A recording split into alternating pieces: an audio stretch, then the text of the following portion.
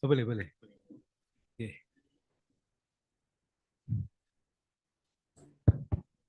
Em, sudah ada pertanyaan ini ya? Itu yang ada di Zoom. Ada yang mau bertanya di Zoom ya? Nggih. Ya, maksud saya nanyanya nanti aja. Tapi udah terlanjur ngajuin pertanyaan nggak apa-apa ya. Untuk pemanasan ya. Nggih. Ya, persenelan satu dulu gitu ya. Oke. Nggih, baik. Bapak Ibu sekalian, jadi saya lanjutkan kembali. Sebelumnya saya akan izin untuk membacakan pertanyaan dari Bapak Niko Ardin.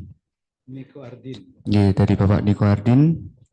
Izin bertanya Bapak Ufron terkait tentang apa yang disampaikan Bapak perihal kode etik advokat.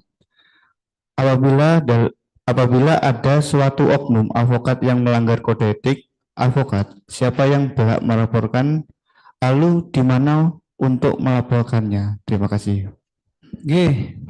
Mbak. Sebenarnya Monggo. materi itu ada di materi PPT kita. Nanti gitu, tapi beliau ini ya penasaran lah udah ngajuin pertanyaan. Jadi kalau di PPT itu siapa yang kemudian memiliki legal standing untuk mengadukan baik teman sejawat maupun klien. Yang bisa ngajuin itu teman sesama advokat boleh ngaduin atau klien. Itu di pasal 11 Kode Etik ayat 1, pengaduan dapat dilakukan oleh pihak yang berkepentingan dan merasa dirugikan. Yang pertama klien. Jadi klien itu adalah musuh terbesar saudara. Kalau Anda tidak bekerja dengan baik, ya pada saatnya Anda bisa dilaporkan. Pak Niko, selain klien adalah teman sejawat advokat. Sesama advokat menyebutnya teman sejawat.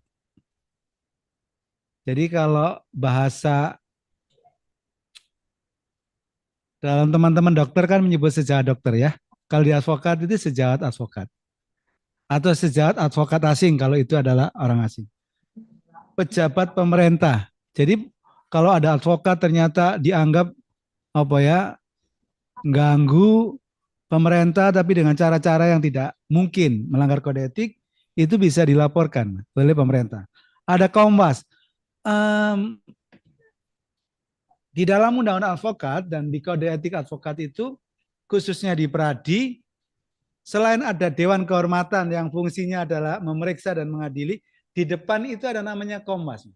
Kompas itu adalah komisi pengawas yang itu bisa pertama kali kalau Anda hendak mengadu, adu dulu ke Kompas. Kalau Kompas itu bisa mengundang para pihak dan bisa mendamaikan. Misalkan begini, ya wis duitnya balik nolak ngono. Misalkan ya, Menteri mau kuasa, duitnya diterima perkara ini gak keurus. Misalkan ya, misalkan. Ya wis duitnya biro, berdamai, selesai. Sementara di Dewan Kehormatan tidak ada perdamaian kecuali pengaduannya dicabut.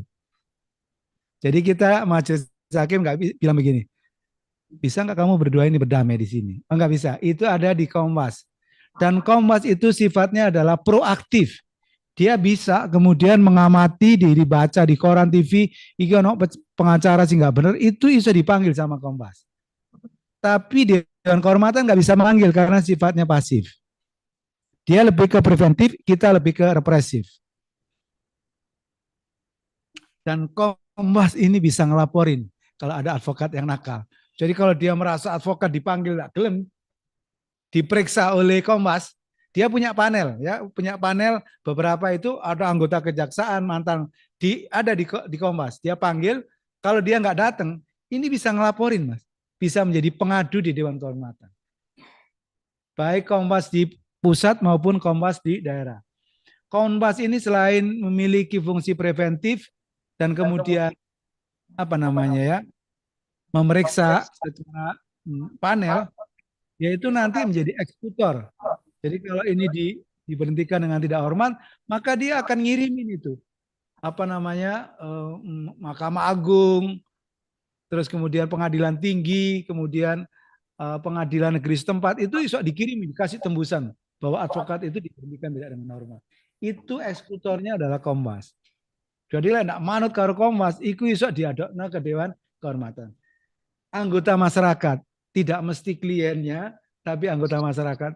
Misalkan ada dianggap advokat ini apa ya, misalkan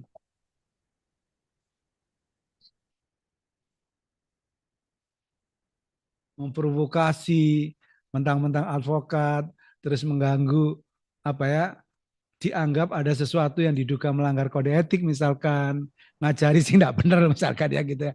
Nah, itu bisa diaduin oleh anggota masyarakat. Yang terakhir adalah Dewan Pimpinan Pusat. Jadi DPC Peradi itu pernah bilang ke saya, Mas Subran, Wiki, ono advokat itu ikut di Peradi kita, tapi ikut di Peradinya siapa lagi, ikut Peradinya siapa lagi, sekarang ketangkep KPK. Saya pingin dia itu saya adukan ke Dewan Kehormatan. Saya bilang, ya enggak apa-apa Mas Arianto, diadukan aja. Kita ini sifatnya adalah pasif, kalau diadukan memenuhi syarat kita periksa. Gitu. Enggak apa-apa DPC Peradi ngaduin. Kalau dianggap ini demi kepentingan umum, kemudian demi kepentingan umum dan kepentingan hukum dia bisa mengadukan. Sebagai pihak pengadu. Kemana enggak diadukan? Pertanyaan Pak Riko. Itu mengadukannya ke Dewan Kehormatan Peradi Advokat ada di masing-masing wilayah provinsi. DKI ada, kemudian Jawa Timur ada, kemarin baru saya lihat tuh ada Samarinda ada, pokoknya di provinsi-provinsi itu ada. Terus yang berikutnya adalah sifatnya di DKD Peradi di wilayah provinsi itu tingkat pertama. Tingkat berikutnya adalah banding, yaitu Dewan Kehormatan Pusat gitu. Waduh, Mbak, Mas, saya sebagai ketua Dewan Kehormatan itu ketika ada si advokat itu diadukan, dia ini kan nelpon saya. Bang, saya diaduin ini Bang, gimana Bang? Minta ketemu saya. Saya bilang, Mas, kalau Mas merasa benar, ya Mas hadapin aja. Mas bikin jawaban sama bukti-buktinya. Gak usah takut kalau Mas benar. Kita akan memeriksa berdasarkan bukti-bukti yang diajukan oleh pihak baik pengadu maupun teradu. Kalau Mas merasa benar, lah minta ketemu saya kan enggak oleh Mas. Saya ketemu dia itu ya enggak oleh. Coba konco Dewi minta ketemu terus enggak oleh. Coba bayang nama. Kan dikira sombong Mas. Paham gak? Yang biasanya bisa ngopi bareng, tapi ketika menjadi jangkauan advokat, wis enggak bisa ngopi bareng. Kita ini ya beban Mas. Kita ini ngadili konco DK ya Bapak telepon. Mas izin Mas, Mas nanti kalau ada hal teknis berkaitan dengan misalkan persidangan, Mas nanti hubungin PP saya ya. Oh, no, Mas. PP saya. Mesti kan ada panitra, ya, nanya-nanya ke panitra gitu. Yang nanya ke kita dong. Oh, no, Mas. Sing durung mengajukan itu bilang begini. Mas Sufron, kira-kira kalau ada perkara begini-begini ini bisa nggak diadukan ke Dewan Kehormatan? Ya, dah, Mas. Kira-kira bisa. Loh, Mas, sing takon itu ya kadang-kadang senior, Mas. Kalau suatu saat Anda ketemu namanya Soleh, itu pengacara Soleh itu, Mas, ono ngene-ngene Mas, itu kira-kira bisa diajukan nggak Mas itu ke Dewan Kehormatan? Ya apa kira-kira menurut Mas? Ajo naik Mas. Menurut Mas. Nggak usah kasih komentar panjang kali lebar kali tinggi. Iya tak Mas? Kan enggak enak Mas. Ditelepon konco nggak gelem kan enggak mungkin masalah dia. Diterima ditelepon. Ajuin aja Mas. Nanti biar diperiksa.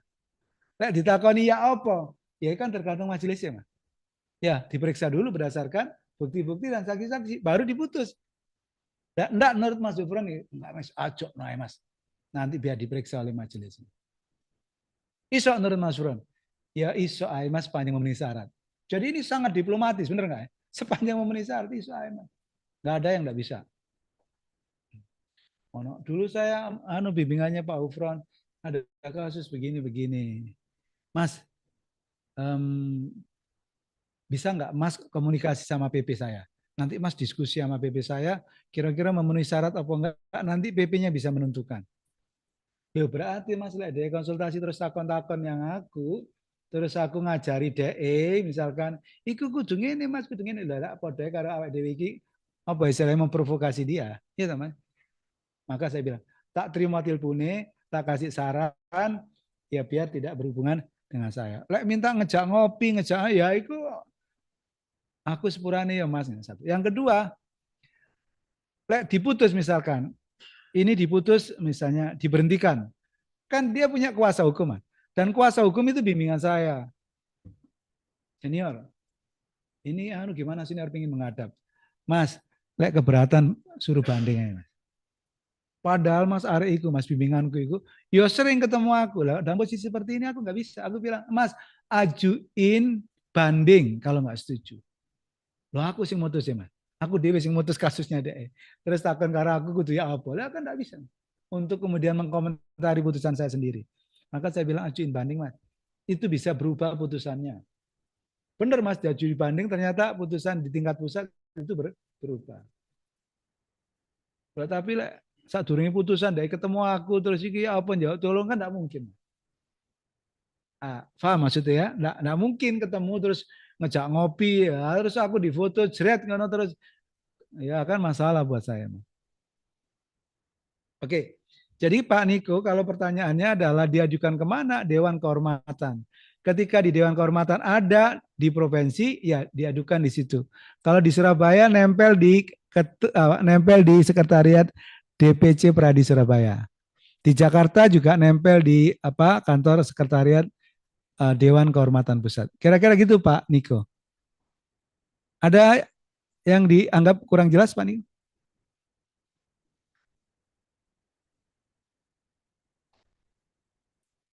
Sepertinya cukup ya. Ya, saya lanjutkan.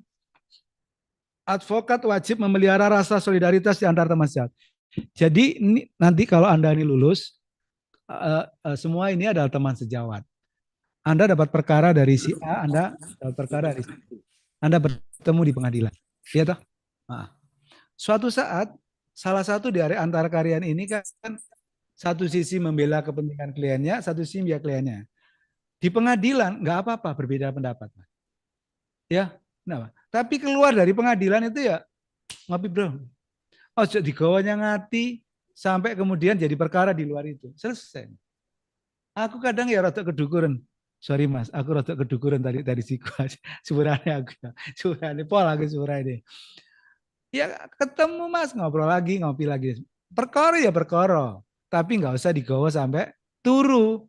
Sampai nggak usah turu, nggak usah dibawa selesai. Konco ya tetap konco. Lek sampean karo koncone loro ati, Mas. Tiap minggu ketemu, sampean kurung kok sampean mati dhewe. Ya koncone, Mas. Oh, teman sejawat. Dan kalau ada masalah teman sejawatmu, yang bisa bantu juga teman sejawatmu, maka disebut jiwa korsa. Jadi kalau misalkan ada teman diperiksa polisi gitu, atau KPK, yang bisa bantu ya temannya sendiri. Mas. Maka kita yang membela dia, diminta atau tidak diminta.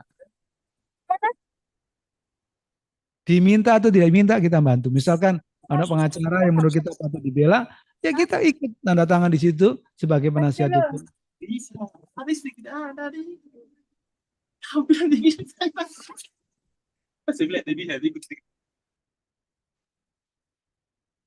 Ya ngajak ngopi ya tadi apa?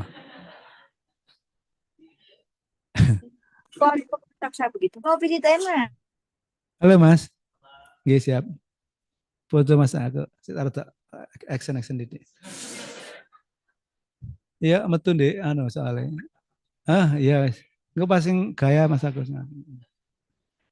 Nanti itu keluar di majalah apa Mas, majalah Indonesia Raya apa? Jawa Pos nggih. Sampun. Nggih. Jiwa Korsa.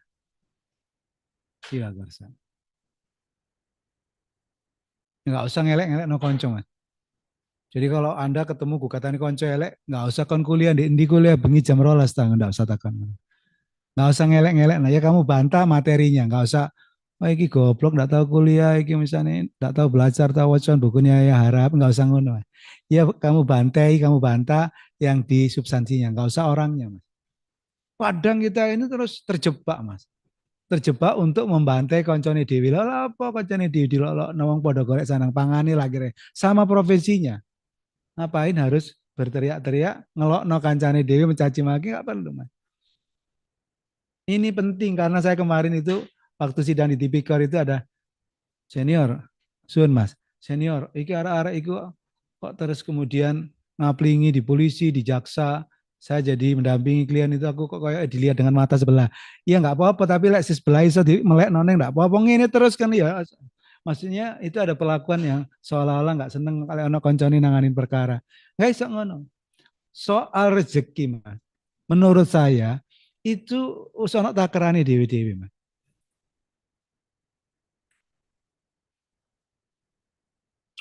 Sehingga nggak perlu harus kapling-kapling polisi jatahku kowe aja nangani. Enggak usah mas. Wes lek anak kanca, anak perkara mas. Ayo melok bareng karo aku lek awakmu ndak duwe perkara. Dijak mas.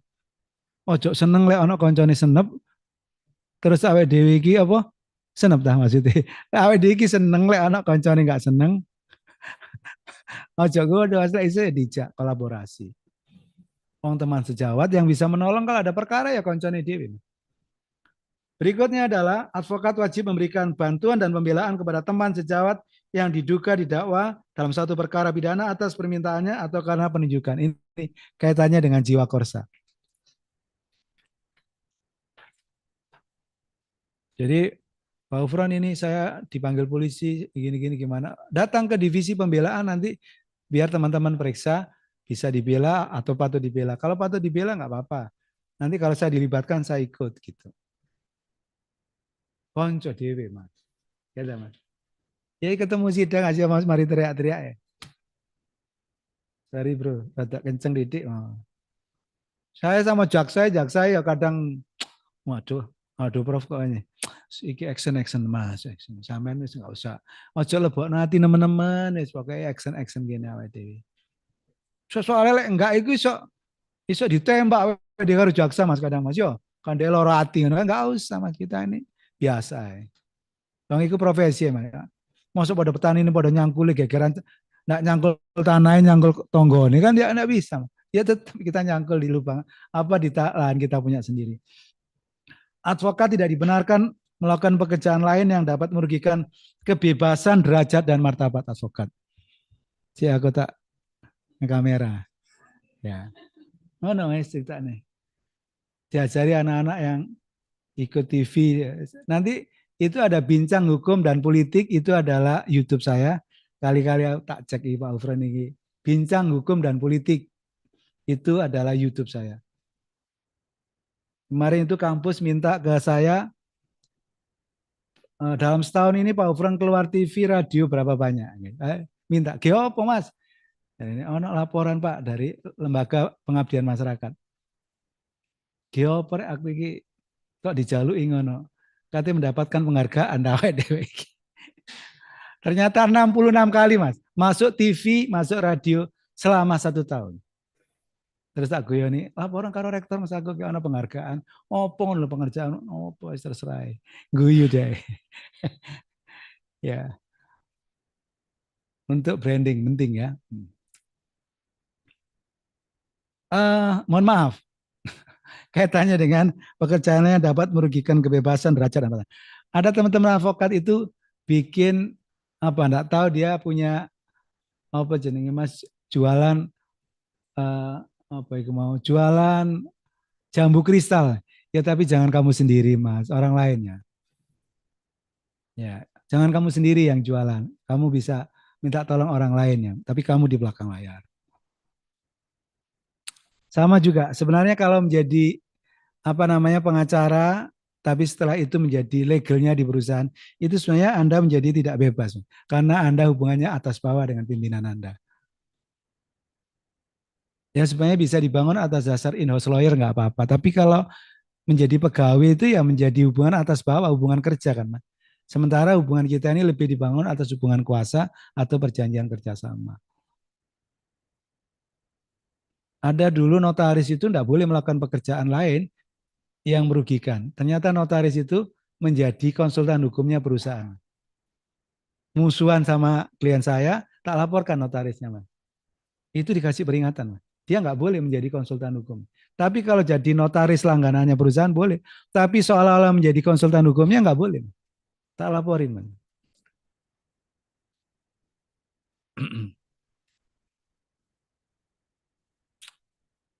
Ya itu soal pilihan ya. Nanti kalau saudara suatu saat jadi advokat, penghasilannya kok jelas advokat. Kadang oleh gede, kadang nggak oleh, kadang ya musimnya ada gugur, musimnya ada kemarau, musimnya ada sepi. Kan gitu toh jadi advokat tuh. Oh, aku tak milih menjadi misalkan legal manajernya perusahaan. Ya sebenarnya Anda sudah menjadi pekerjaannya orang. Dan Anda sudah siap untuk menjadi tidak bebas. Tapi kalau Anda menjadi seorang advokat yang betul-betul bebas, ya Anda punya kantor, terus ada orang hire Anda sebagai konsultan hukum, nggak apa-apa, in-house lawyer. Dia punya bagian hukum, tapi kita kuatin oleh kantor kita. Yang kemudian bayarnya disebut sebagai, apa istilahnya itu ya Mas? Retainer Mas. Yang tiap bulan bayar kita gitu. Kita bisa datang seminggu sekali atau 2 minggu sekali, atau kemudian ada perkara, itu kita bisa datang visit. Atau sewaktu-waktu bisa telepon kita, ketemu kita. Nah, itu sebenarnya kalau mau corporate lawyer modelnya kayak gitu. Kalau mau corporate lawyer gitu, Anda belajar hukum istilahnya perseroan terbatas, misalkan hukum korporasi lah ya, belajar itu. Terus Anda juga belajar hukum pajak, misalkan hukum ketenagakerjaan, misalnya ya. Maka Anda bisa support perusahaan ini. Kan intinya kalau di perusahaan itu ya selain soal perseroan gitu kan soal pajak, soal ketenagakerjaan. Anda kuasai itu, Anda cukup sudah. Spesifik saya di situ. Perusahaan Anda bisa support di situ. Perjanjian kerja, peraturan perusahaan, misalkan PKB gitu. Spesifik gitu. Kaitannya dengan perseroan, Anda mengerti, oh ini organ PT, ada yang disebut komisaris, ada yang disebut direksi, misalkan direktur, ada pemegang saham, mengerti segala seluk-beluk itu. Sama kalau dilengkapi misalkan ada tentang apa istilahnya apa kepailitan, mungkin bagus tuh di situ. Anda belajar seperti itu. Untuk spesifikasi misalkan, aku ingin di sini. Nah, kalau dari situ maka Anda bisa menjadi tadi retainer pada sebuah perusahaan-perusahaan. Ya kalau pertama dia bayarin Anda misalkan nggak apa-apa tak kalau 5 juta ambilan. Ojo gaya-gaya gue. Pokoknya jubuan. Yang penting kamu melebuse. Loh, yang penting itu masuk dulu.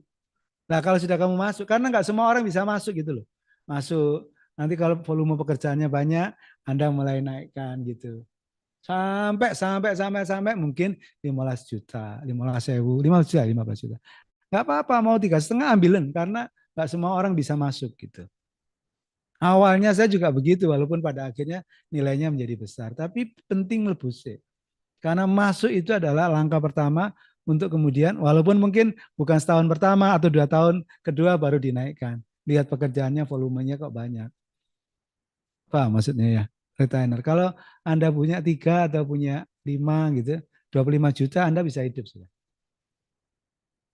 Perkara yang ditangani perceraian misalkan, terus kemudian perkara pidana, sidang-sidang itu ya mungkin sesekali ya, anytime iya. Tapi tidak cukup membantu untuk keberlangsungan kantor Anda.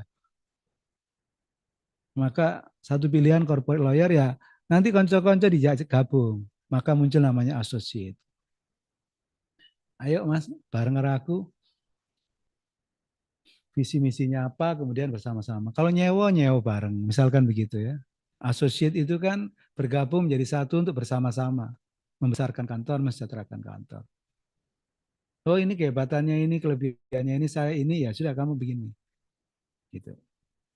Ya tapi ya podo karo milih bojo Mas. Jadi harus sangat selektif lah ya.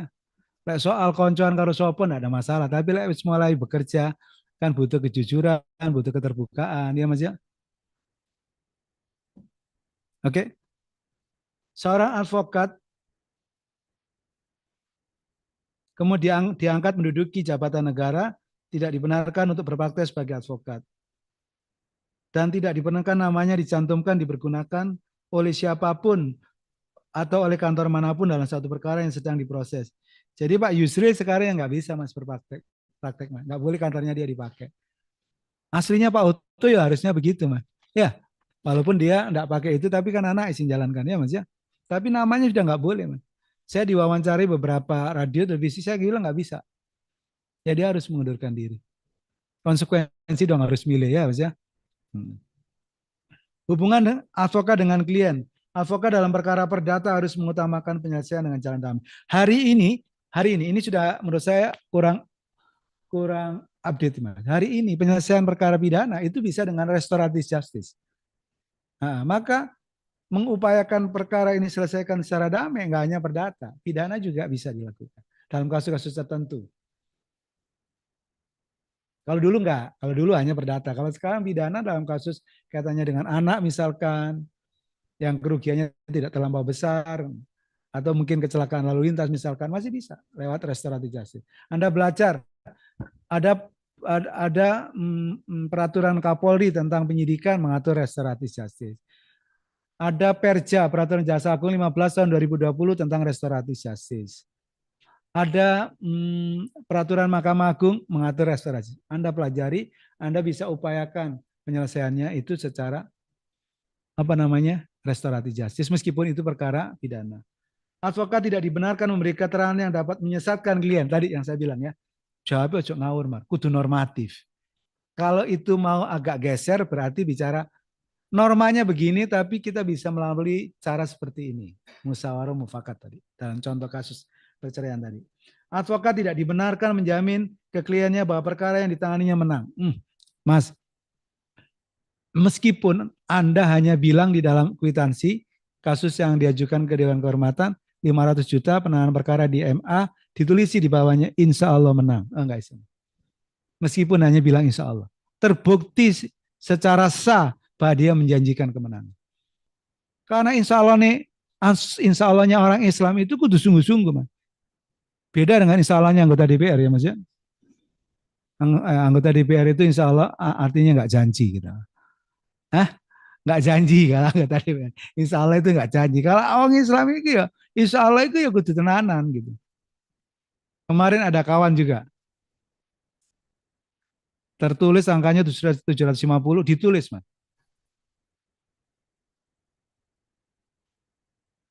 Tapi dia bukan insya Allah Mas. Di duit yang 750 itu saya usahakan menang. Itu saja nih oleh Mas, saya usahakan. Tapi karena itu ada hubungannya dengan angka tadi, dia berarti menjanjikan. Kalau mengusahakan tidak apa-apa Mas. Tapi ditulis di sorry di kwitansi duit itu ya Mas. Berarti kan dengan duit itu dia akan menjanjikan kemenangan. Oh, saya bilang terbukti. Jadi hanya begitu karena pemeriksaan di peradilan apa tadi itu Dewan Kehormatan itu sangat sederhana. Jadi nggak perlu pelik-pelik bukti yang ribet, enggak. Jadi dengan bukti begitu ya sudah, ini berarti benar nih bahwa dia menjanjikan kemenangan meskipun ditulis insya Allah. Iya teman. Berikutnya adalah dalam menentukan besarnya honorarium advokat wajib mempertimbangkan kemampuan klien. Oh, cok klien ini disembelih nggak ono darai, cok kok peres meneng ya ojo ta. Iya toh?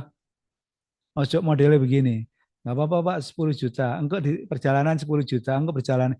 Awakmu itu namanya memeras orang secara bertahap. Secara pelan-pelan. Dihitung nanti sidang 12 kali. Sekali datang 100. Misalkan ya Mas ya. Oh kalau gitu 1.200.000. Nanti daftar misalkan sejuta. Oh gini-gini. Oh ya kalau gitu 15 juta. Misalkan dihitung. Ojo nggak dihitung. Jangan model yang kayak gitu. Yang penting masuk kita dulu, tapi setelah itu kita gorok pelan-pelan. No jangan, advokat nggak usah begitu. Kelihatan nggak profesional. Katanya nanti untuk koordinasi hakim, polisi, jaksa, ternyata nggak dipakai koordinasi, lapornya pidana. Dilaporin pidana, koordinasi. Katanya duitnya untuk koordinasi. Lah polisi ini jadi koordinasi apa? Paham maksudnya ya? Nggak usah menjanjikan model-model kayak gitu. Apalagi memang nggak pernah ngasih duitnya ke polisi. Sama hakim sama jaksa dimakan sendiri ya, nggak bisa. Advokat tidak dibenarkan membebani klien dengan biaya-biaya yang tidak perlu. Yang tadi, biaya iki, biaya itu, biaya entertainment gitu. Ini biaya untuk ini koordinasi, nggak usah.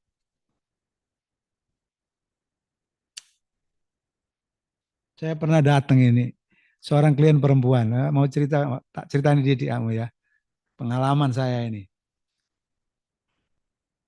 Hujan-hujan sore, kakak beradik. Kakaknya itu teman saya. Adiknya perempuan, kelumus-kelumus. Mengerti kelumus-kelumus. Ya pakaiannya biasa, pakai jaket, terus kemudian naik sepeda motor lagi, datang sore-sore. Ceritakan kasus perceraian dan harta bersama sama anaknya.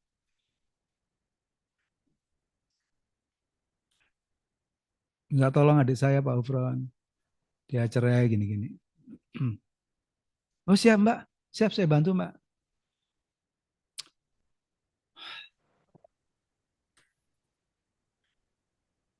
Berapa biayanya Pak Ufron?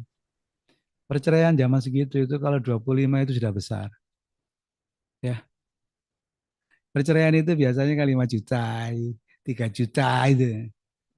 Iya Mas ya. Saya 25 tahun enggak enak sudah ya. Ya mohon maaf kalau sekarang, mohon maaf nih. Saya kemarin nangani perceraian itu, ya sebenarnya ini juga rahasia. Itu 50 juta perceraian di kantor saya dan gelem bayar. Terus masa ide nolak? Oh, itu juga nggak ono kantor pengacara terus 50 juta perceraian itu ya nggak ono aja. Tapi ya gelem bayar. Minta 2 kali ya Pak Iskak. Ono perceraian kok saya kejuta ya apa deh. Dia banding mau bayar berapa? Bayaran separuh kok. Separuh itu lah 20 juta Mas. Iku nggak ono jare arek-arek. Nggak ono pas nih. Nggak apa-apa deh gelem aja. Kan berdasar kemampuan klien dan terus dia mau dan tidak keberatan. Suruh bayar 2 kali, minta 2 kali ya sudah. Saya bilang waktu itu 25. Lah kok takon nomor rekening lah, kok mari ngono langsung di TF toh. Langsung di TF loh. Terus ding, bunyinya K Mas. Kan beda anak K, anak D, anak debit. Iya Mas ya. Kredit berarti ya, masuk berarti. Sing susah itu lek debit Mas, Mas. Iya toh Mas. Waduh ini. Mulai Mas.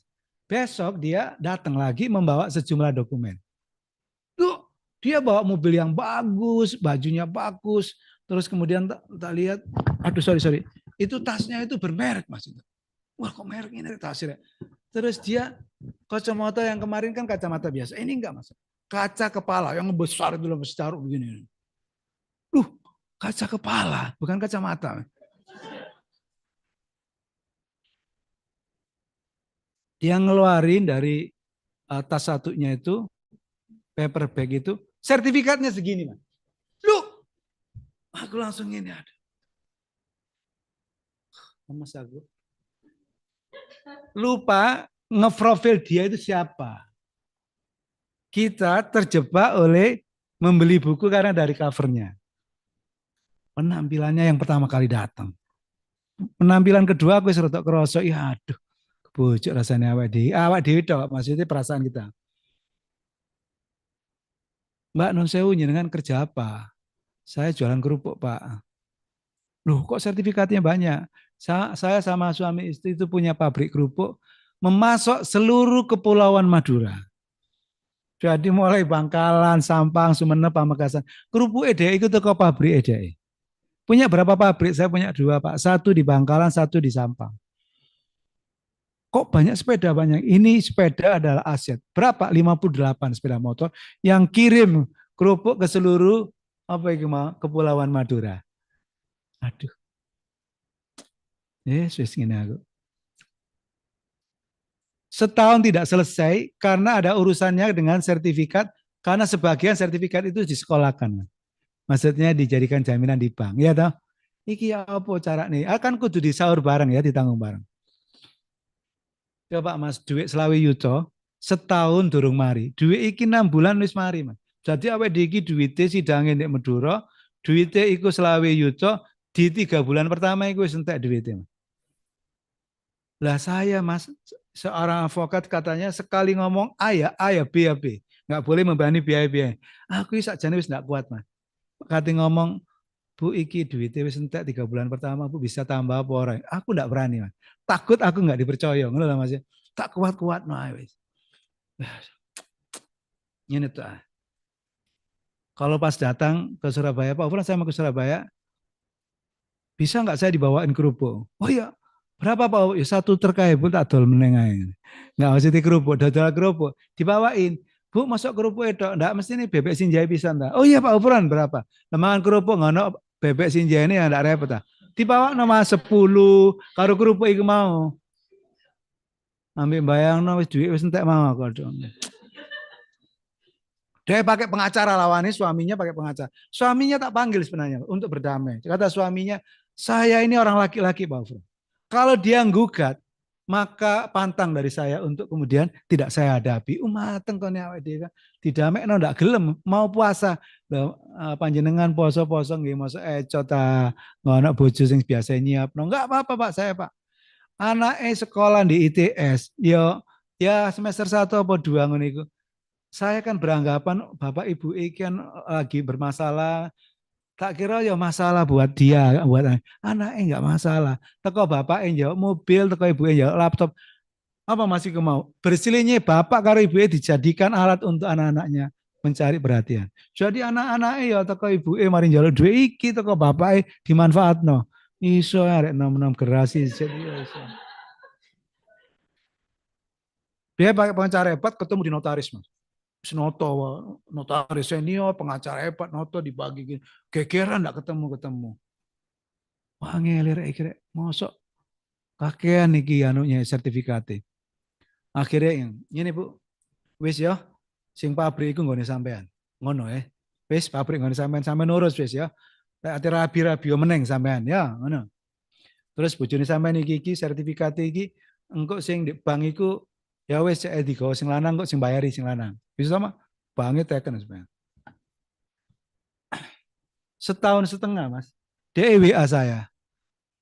Pak Ufron, alhamdulillah saya sudah kembali ke namanya Maman, orang Sunda.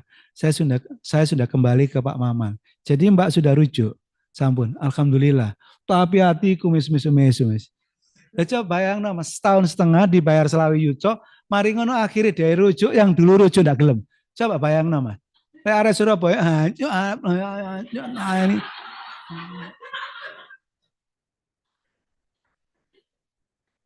1,5 tahun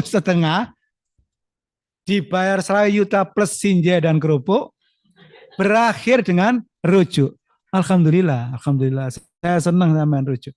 Tapi 1,5 tahun itu mas, AWD tiap arek loro sidang yang ngoni 1 juta. Jadi metu tuh aku saya ke juta lebih mas. Tapi mari ngono daerah rujuk, ya seneng tapi hanya Mak mia nama ngono apa re ini satu penting ya. Kamu profil. Yang kedua orang datang China kan. Pak Ufron ini anak kepala gudang. Halo yang di online kepala gudang ini apa namanya penggelapan dalam jabatan ya ngambil barang di gudang dijual. Cino ini bilang begini, Pak Ufron gimana caranya dia ini dimasukkan ditahan oleh polisi. Ya teman, dimasukkan polisi.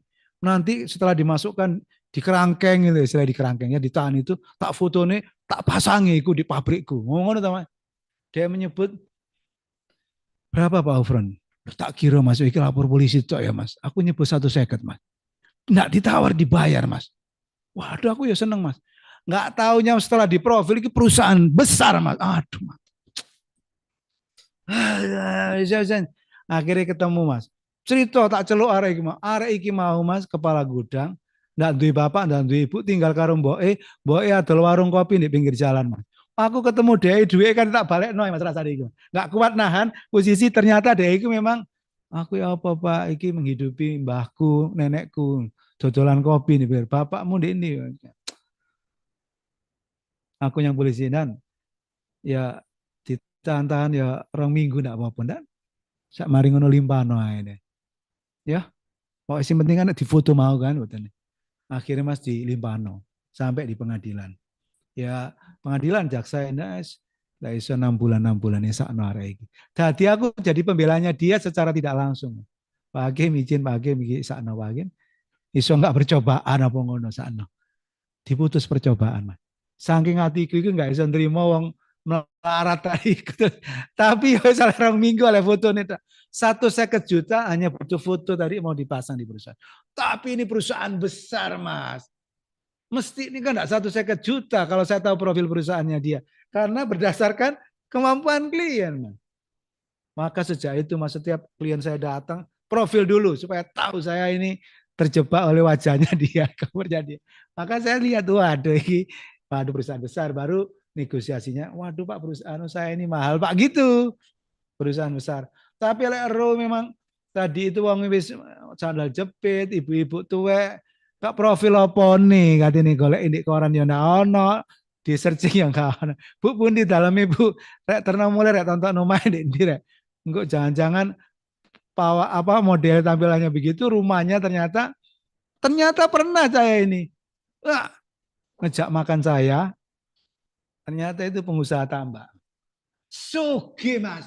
Lah kok mangan ngejak makan saya itu di sederhana pojokan Kertajaya tau mas. Sandal jepit, sewean jarian, wis elek, aduh. Lah kok mari ngejak mangan di VIP iku to. Loh, dari anak-anak mas. Ibu ini nggak ada tambak teng Gresik mriko pinten-pinten hektar kan. Jadi tutno sampai tutup umai kaya apa. Jangan-jangan dek iku sing duwe tambak kira-kira. Ditutno ternyata bener Mas. Iku tambak dek. Ana berapa ratus hektar. Ya wis gak apa-apa Mas. Nggak apa-apa wis dek engko awe dile ana perkara ya wis dek ndak apa-apa kok kita jadi klien tetapnya dia. Tapi lek wis kadung bayar 50 tidak apa-apa wis. Mari ditonton. Penting di profil. Sugi Mas ternyata. Satu, ada pencurian di Madiun. Wong iku di omah tas bangun Mas iki Mas. Dirampok Mas. Ya tiba-tiba teman polisi saya itu, Mas tolong Mas, engko sampean sing jadi ahli Mas.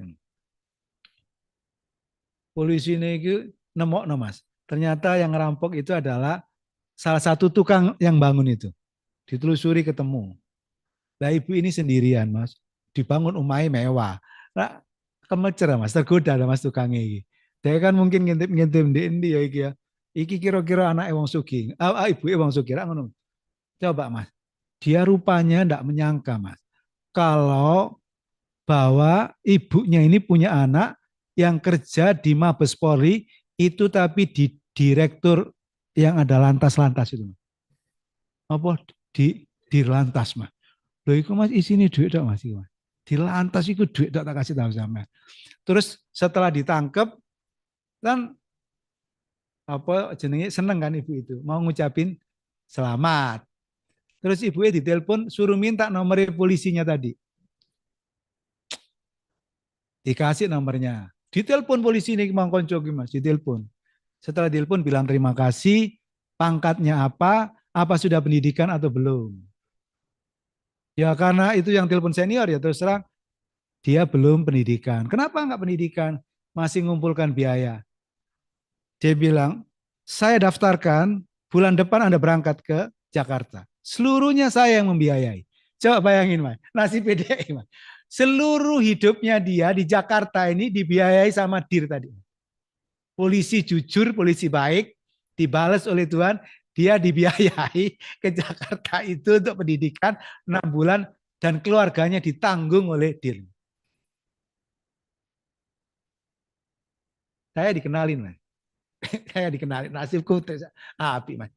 Dikenalin terus kemudian ini pengacara ini disuruh bikinkan namanya konsep e-tilang Mas. E-tilang by CCTV yang disebut ETLE. Ya Mas, itu yang bikin saya Mas. Baru saya kasih tahu tapi jangan bilang siapa-siapa. Saya yang bikin ETLE. Walaupun sekarang udah dianggap sama Pak Prabowo ETLE. Di Polres ini Mas saya yang bikin konsep gini-gini. Di Jakarta saya presentasi. Mulai disangoni Mas saya Mas. Posisi sebagai seorang dosen. Sebenarnya pernah di TV itu kemudian ketemu teman-teman dosen UNER, dosen Brawijaya. Aku serata minder-minder didi Mas waktu itu. Dan iki dosen-dosen ini enggak suhu ini top ngono. Jadi apa dishub, jadi kapol jadi apa jadi Kapolres. Enggak suhu top suhu iki. Aku ya rada besar hati Mas. Ketemu yang salaman karo arek-arek sing apa istilahnya Mas kalau ini dengar pendapat kan ketemu Brawijaya, ketemu UNER kan gitu. Dikira aku iki ya teko UNER Mas, padahal kan teko Untak Mas. Nah, tapi aku pede aja karena tadi katanya di sub, katanya wali kota bilang Mas Sufron iki suhu wes. Lek suhu itu kan apa ya Mas, master kungfu didik. Di atas guru. Aku pede aja Mas. Tiap rapat nih masuk, waduh di sub iki menurut aku top di sub. Rapat di tok 5 juta Mas. Walah balik rapat, aku siap dan datang saya dan kalau rapat begini. Ini lek dosen itu kira-kira ngajar 6 bulan nih ya. Iya dah, 6 bulan malah enggak datang ya di sub cocok. Tapi kalau narasumber selain itu biasanya Kalau saya ini doktor, associate professor, itu 2,5. Tapi di Subi datang 5 juta, cocok. Datang dan saya nan. Cocok Pak siki Wak Endok wis ngono rene aja. Kembali ke soal apa tadi? Apa mau Mas yang di Madiun tadi ya? Apa mau Mas di Madiun tadi? Perampokan tadi ya. Apa sih hubungannya karo kode etik mau ya? Kok kemana-mana jadinya ya? Soalnya kalau, apa hubungannya tadi? Soal posisi klien, profil klien. Nah, maka menjadi penting untuk kemudian, mohon maaf ya, penting untuk tahu profil. Nah, suatu saat ada orang datang direkom oleh keluarganya sendiri.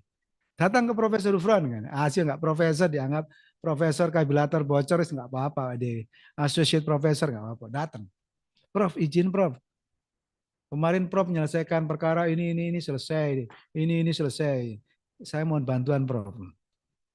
Setelah saya pelajari, ternyata satu itu sudah habis masa untuk masa untuk pengajuan PK-nya habis. Jadi hanya satu. Terus waktu itu PK itu kan nggak pakai sidang ya, kita hanya bikin dokumen. Tapi saya sudah tahu profilnya, ini profilnya orang kaya, circle orang kaya di Lumajang ini. Orang kaya. Jadi saya bilang, waduh, Mbak Irin, saya ini mahal Mbak Irin. Biasanya satu ini saya ini 300, kalau dua itu adalah 600. Prof, dua itu 500, Prof. 500. Jadi 600 ditawar 500. Setelah saya pelajari, ternyata yang satu itu sudah lewat waktu. Jadi hanya satunya yang 250. Katanya bilang begini, waduh eman-eman ya Prof, golek no sing liyane si jeneng ya Prof, ya iso jangkep 500. Lu gendeng kan ya, ngene aku. Kongkon golek no liyane supaya iso jangkep 500. Coba sen bayangno. Aku golek endi wis ngene sik ya. Sing iki sik engko iki mari tak golek no liyane. Aku enggak bisa mikir. Di tahun baru orang semua pada libur, aku kon golek noneng sing 250, aku nggak bisa mikir Mbak Irin, si iki si ayo tak lebokno iki si PK. Dikongkon golek noneng perkara lain yang bisa diajukan harganya 250 juta. Si enggak si aku si iki si ayo, engko lek wis mulai aku rada kesempatan. Coba Mas, bagaimana ada orang mesti ini nawarkan gini ya Mas, orang Madura ya Pak. Lek 600 itu tawaran 300. Lek belanja di pasar-pasar orang Madura itu kalau dia bilang 50 ya kamu tawarnya 25. Ini enggak 500 apa 600 ditawar 500. Siapa enggak gelem. Terus dua Mas. Terus yang satu tak pelajari lewat waktu. Dikongkon golek meneng Mas. Coba jamin. Aku sampai ya Allah puji Tuhan. Alhamdulillah. Iki rezeki anak sehat. Rezeki anak soleh. Karena sangat percaya nih Mas Iku Mas. Jadi saya punya perkara di Lumajang itu musuhnya juga Cina-Cina kaya-kaya. Jadi masuk circle-nya orang kaya Mas. Lu Mas, kalau kita ini masuk jadi pengacaranya orang kaya ketemu orang kaya, dan itu orang kaya itu ya orang sing medit, tapi orang kaya itu yang nggak pelit, yang royal. Waduh Mas, itu harus dirawat dengan baik.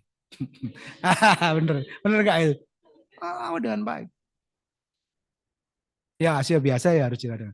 Tapi profil itu menjadi penting. Jadi tak tonton Mas iki PT ini apa perusahaan? Oh iki setelah tak lihat dia yang bawa Mas setumpuk ini.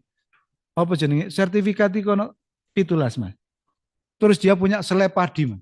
Seleb padi tahu enggak? Penggilingan padi. Jumlahnya banyak Mas. Terus tak takoni Mbak usaha apa? Anu Pak, jual beli gula. Maksudnya apa jual beli gula? Distributor gula Mas. Sak Lumajang ojo iki ketemu aku 600 iki mau cocok wis ngono. Ya, harus diprofil. Kembali ke soal ini. Advokat mengurus perkara cuma-cuma harus memberikan perhatian yang sama terhadap perkara untuk mana ia menerima uang jasa. Jasa prodeo Mas sampean yo koyo ojo toyo petak nggih Bu ngono ya enggak. Bu anu ya kopi ya Bu ya ngono kudune. Ibu pingin anu ta? Iki ono jus ana. Nggih, purun panjenengan jus. Ngono Mas tawarono asih wong tak duwe Mas. Karena di balik itu sesungguhnya Tuhan akan memberikan rezeki untuk dikirim orang lain. Ojo koyo aku biyen pernah Mas. Mosok awake di bertahun-tahun nangani prodeo doa. Nah, mesti ini saiki swayai. Ojo dah oleh ngono, Mas. Ya prodio iya, yang ada duitnya iya, harus jalan. Mas. Ojo terus mari ngono mosok prodio terus saya awake dhewe iki dinas sosial awake dhewe enggak oleh. Ya tetap. Advokat harus menolak perkara yang tadi di depan ya, sudah ya. Advokat wajib memegang rahasia jabatan tentang hal-hal yang diberitahukan oleh klien secara kepercayaan dan wajib tetap menjaga rahasia itu setelah berakhirnya hubungan antara advokat dan klien. Tetap harus menjaga, meskipun sudah nggak jadi, apa istilahnya, nggak jadi pengacaranya dia, tetap harus kita jaga. Advokat tidak dibenarkan melepaskan tugas yang diberikan padanya pada saat yang tidak menguntungkan posisi klien, atau pada saat tugas itu akan dapat menimbulkan kerugian yang tidak dapat diperbaiki lagi oleh yang bersangkutan. Jadi pernah ada kasus tuh begini. Advokat ini pindah kantor, surat dari pengadilan dikirim kantor yang lama, tiba-tiba Mas, itu lewat waktu pengajuan banding Mas. Telat, tidak diberitahukan kepada kliennya. Dilaporin Mas ke Dewan Kehormatan. Dan kita kasih sanksi bahwa dia melanggar pasal 4 huruf I. Paham maksudnya ya Mas ya? Merugikan yang nggak bisa diperbaiki lagi. Nah, ini yang disebut di dua kaki. Advokat yang mengurus kepentingan bersama dari dua pihak atau lebih harus mengundurkan diri sepenuhnya dari pengurusan kepentingan tersebut apabila di kemudian hari timbul pertentangan kepentingan antara pihak yang kepentingan. Apa namanya? Konflik kepentingan. Tidak boleh di dua kaki. Saya Rumah Sakit Dr. Sutomo itu klien saya 2007 sampai sekarang. Rumah Sakit Dr. Sutomo. Tiba-tiba ada pasien yang kemudian cucunya meninggal, dia datang ke kantor saya. Pak Ufron, saya tolong dibantu menggugat Rumah Sakit Dr. Sutomo. Saya jelaskan Ibu saya fasilitasi untuk ketemu direktur dan jelaskan itu. Tapi saya nggak bisa menolong ibu untuk menggugat rumah sakit karena rumah sakit klien saya. Akhirnya saya pertemukan dengan direktur. Atau saya carikan pengacara lain untuk bisa menggugat rumah sakit, monggo. Tapi saya tidak bisa membantu ibu untuk menggugat. Iya Mas ya. Nggak boleh makan dua mangkok. Makan bakso dua mangkok nggak apa-apa. Dapat dari sini dapat, dari sini dapat. Ya nggak, kita tegak lurus. Soalnya ada orang-orang Cina itu begini, Pak, itu pengacara ini kira-kira bisa makan dua mangkok nggak? Ada di dua kaki nggak? Itu satu pertanyaan. Kalau ada orang, oh iya pernah itu klien ini makan dua mangkok atau di dua kaki, biasanya orang nggak mau Mas. Saya pernah datangin Mas, ada arisan para sosialita. Nah ini penting lah. Suatu saat nanti Anda lihat profil kantor saya ya, itu saya menyewa untuk merawat website saya. Jadi salah satu caranya itu adalah orang itu hari ini mencari advokat itu dari website ya, dari website. Jadi sosialita ini kalangan orang-orang sosialita kaya, tapi dia punya arisan. Arisan itu ada bortoknya, tapi waktunya itu nggak keluar. Rupanya duitnya dipakai oleh yang bortok ya, oleh yang jamin. Dia datang Mas. Itu juga menurut saya klien iki Mas, ya sosialita. Jadi ya sejak datang semula iku wis ketok ayu. Sejak semula wis nggo mobil ngono Mas. Wis sejak semula iku wis ayu, wis ketok ayu ngono lho Mas. Nonton wong itu ayo dhewe seneng ngono lho Mas. Ndak kayak sing pertama tadi kita terjebak oleh cover. Ini enggak, iki wis ketok. Ah, Bu, kenapa kok Ibu ke sini direkom siapa? Ternyata anaknya itu mahasiswa saya. Mas. Anaknya itu mahasiswa saya merekom ibunya kedatangan saya. Akhirnya saya panggil, kalau nggak datang ya saya lapor polisi, kira-kira gitu. Datang. Ini ya juragan atau bortok tadi itu nanya ke saya gini, Pak Ufron bisa nggak saya menggunakan kantornya Pak Ufron? Dia bayar berapa ke Pak Ufron? Sakjane ya dia itu bayar aku nggak terlalu besar, Mas. Hanya 50 juta. Pak Ufron saya mau bayar 300 juta. Tapi Pak Ufron putus dengan klien yang pengadu. Duh sakjane ya Mas ya. Kayak orang pintar matematika ya Mas ya, belajar ekonomi akuntansi mestinya. Mestinya perlu diputus ya Mas 50 juta, ngambil yang 300 juta. Bener nggak? Wah. Karena saya ini sangat berpegang teguh sama kode etik gaya ya Mas ya. Maka saya bilang, oh, sorry Bu, saya nggak bisa. Nggak oleh Mas. Sekali jatuh mutusin 50 juta. Mati urip ya wis iku. Padha karo sing 20 juta sampai 1,5 tahun rujuk. Mati urip ya wis iku. Golek duit teko liya. Karena itu adalah soal usul kepercayaan. Sudah Mas? Itu setahun nggak selesai. Karena ya polisi ini mah ya dijoki, apa dijoki ya dikasih duit gitu loh Mas. Tak laporin Mas. Penyidik. Ya karena tahu dia membayar saya 300 ya. Gak gelem terus kemudian ya dipindahno duitnya kanggo bayari polisi ra ngono Mas. Iku yang ngono Mas. Tak akan ngomong seket langsung nomor rekening ya pling kredit nah, cocok ya deh. Model nggak terlalu lama ya. Teken langsung ketemu teken Mas. Iki mau kaitannya apa ya? Dua kaki ya. Ojo Mas. Mohon maaf, Todung Mulya Lubis yang sangat terkenal itu pernah ke Plejo. Apa ke Plejo itu? Apa ke Plejo? Jadi dia di satu sisi Freeport, perusahaan, di satu sisi pekerjanya. Oh, itu dilaporin Mas. Dan sempat itu divonis Mas. Melanggar pasal ini. Godaan Mas advokat itu. Asli godaan.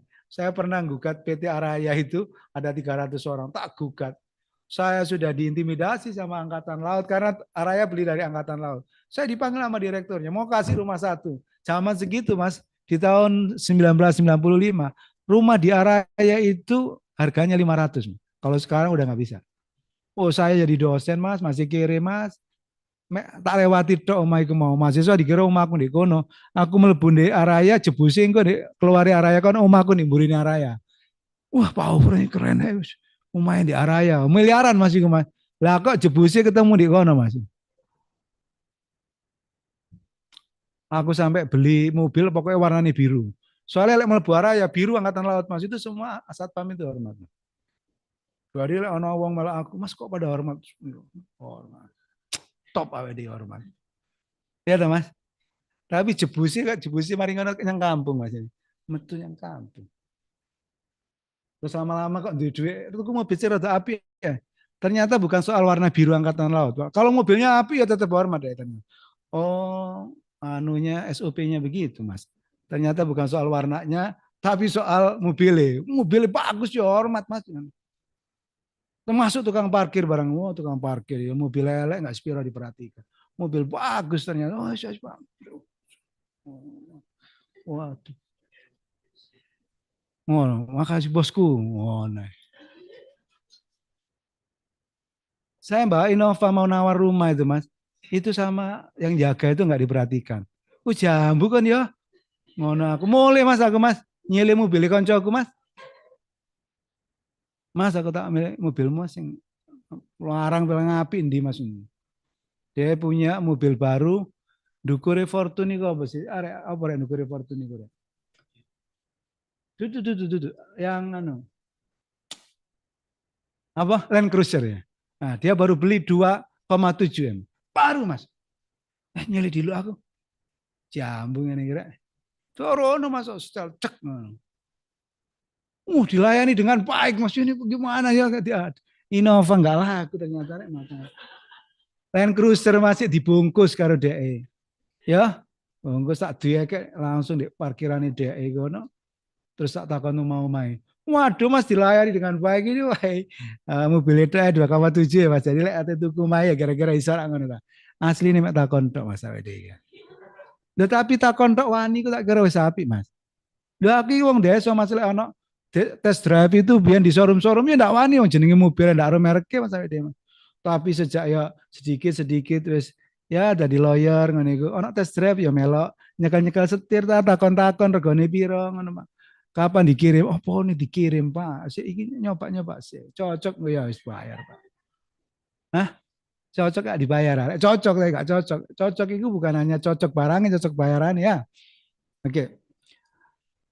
Iki mau kaitannya apa kok iso tutup mau? Dua kaki ya. Nah, wes pokoknya awakmu prinsipnya mau mati urip ya usia itu. Kamu nanti akan dicari jalan sama orang bahwa kamu adalah orang yang menjadi pembela sejati. Kira itu ya. Iki sekali bela yang bela gitu. Tidak berubah kakinya. Hak retensi advokat adalah klien diakui sepanjang tidak menimbulkan kerugian kepentingan klien. Jadi kamu boleh nahan dokumennya, tetapi jangan sampai merugikan klien. Kalau diperlukan bukti, ya misalkan dia udah pisah dari kita nggak apa-apa, tapi tetap kasih tahu sama sama dia tetap nanti bahwa dia harus membayar retensi. Hubungan sejawat dengan teman, hubungan dengan teman sejawat. Hubungan sesama teman sejawat harus dilandasi saling menghormati, saling menghargai, saling mempercayai. Angel lagi ya. Ya wes pokoknya bunyinya gitulah wes ya. Tidak menggunakan kata-kata tidak sopan. Asio koncone dewi goblok asio ngomong, kowe goblok kuliah di endi kon iku. Jangan-jangan kamu kuliah iki sing anu iku model kelas-kelas jauh iku menak usah ngono Mas. Keberatan terhadap teman sejawat yang bertentangan kode etik diajukan ke Dewan Kehormatan, tidak perlu disiarkan di WA, di media medsos, nggak perlu. Ajuin ke Dewan Kehormatan. Nggak oleh Mas, awakmu kirim ke medsos, WA, Facebook, awakmu bisa kena pencemaran nama baik ya. Advokat tidak diperkenankan menarik atau merebut klien dari teman sejawat. Ojo ngerebut klien. Ya punya ede-ede. Lek dia teko ke kita minta mau berubah, ya pokoknya intinya lek kowe maro aku, ya awakmu sudah putus dengan itu. Ojo ngomong tak gekno ya iki kok, tak gekno surat pencabutan ya awakmu ya. Mari ngono kon pindah ore ini. Oh, itu kena pasal ini ya. Ya biar dia sendiri ya. Boys pokok surat pencabutan ini akeh di Google. Golek nang pencabutan baru kamu datang ke sini. Apabila klien tidak mengganti advokat, maka advokat yang baru hanya menerima perkara setelah menerima bukti pencabutan pemberian kuasa dan berkewajiban mengingatkan klien untuk memenuhi kewajiban apabila masih terhadap tanggungan. Ngomong ngebayaran sih ya, advokat mesti ngelawas baru pindah aku.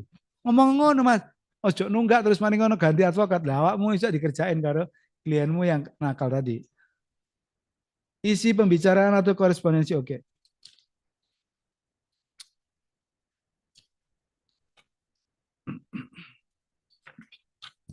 Pasal 7. Advokat tidak dibenarkan mengajari atau mempengaruhi saksi-saksi yang diajukan oleh pihak lawan dalam perkara perdata atau jaksa dalam perkara. Maksudnya itu saksi pihak lawan nggak boleh ditumbas. Ya Mas ya. Tapi kalau saksimu dewe kamu bisa briefing. Saksinya kamu sendiri. Ya. Pak maksudnya. Saksi yang kamu ajukan, kamu bisa drill. Goalnya begini ya nanti kamu ditanya begini terserah, tapi nanti ujung-ujungnya begini. Boleh. Tapi kalau itu saksinya lawan atau saksinya jaksa, kau ajari begitu, kamu kena pasal 7. Dilaporkan di Dewan Kehormatan. Apabila advokat mengetahui seorang telah menunjuk mengenai suatu perkara tertentu, maka hubungan advokat mengenai perkara tersebut hanya boleh dilakukan. Jadi kalau kamu tahu ini adalah memiliki klien memilih pengacara, kita juga punya klien pakai kuasa kita ini nggak boleh hubungi langsung ke prinsipal, ke klien. Harus lewat pengacara. Paham maksudnya? Cik dulurku kira aku tak hubungannya dewe deh. Oh bisa dilapor awam. Kecuali dia menyetujui. Satu saat saya ini pernah sama Mas Soleh itu pasien saya rumah sakit. Aku komunikasi karo Mas Soleh nggak ketemu. Bilang gini, Mas Sufron, temanana dewe deh wis nggak apa-apa tak izin no. Dia itu wangel lah. Ya karena diizinkan tak temui dia. Tapi kalau nggak diizinkan saya nggak mau. Ya ketemu pengacara dengan pengacara. Tidak boleh aku langsung ke kliennya dia. Advokat bebas mengeluarkan pernyataan atau pendapat dikemukakan di sidang pengadilan dalam perkara menjadi tanggung jawabnya dalam sidang terbuka tertutup dikemukakan secara profesional tidak berlebihan untuk itu memiliki imunitas. Jadi awake dhewe iki punya pendapat. Mari sidang konferensi pers itu tidak boleh kita kemudian tiba-tiba dilaporkan pencemaran nama baik. Itu bagian dari upaya pembelaan. Dan nanti kamu latihan, anak pengacara, diwawancarai karo radio TV jawaban. Ya, kamu biar latihan wawancara. Besok muat kayak apa. Hanya sayangnya arek-arek pengacara-pengacara, iku arek-arek ujung-ujungnya. Dan kok dia nih, dan aku dibantu nomor rekeningnya, tak kirim kok dibantu. Nah, aku ndak iso nak duit iki video, rek mama ini ndak apa-apa. Cek diwawancari latihan wawancara. Supaya mau ono apa jenenge iki mau jejak apa rekam jejak digital ya. Rekam jejak digital supaya ono digolek uang. Saiful. Wah, ya betul nih koran ya pengacaraan. Ngono kudu metu. Advokat punya kewajiban memberikan bantuan hukum secara cuma.